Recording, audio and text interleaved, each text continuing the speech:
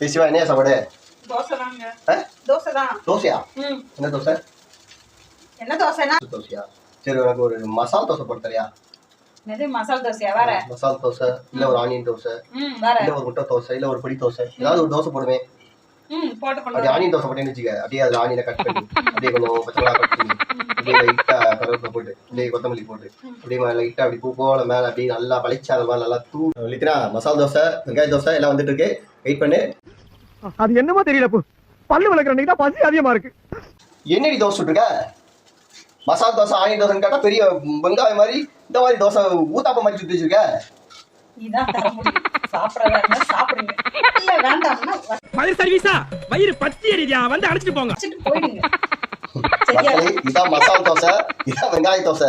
எனக்கு மட்டும் தான் இப்படி நடக்கா இல்ல ஊர்ல உள்ள எல்லா ஆம்பளைகளுக்கும் இதே பழத்தனா? கொஞ்சம் கமெண்ட் பண்ணுங்க.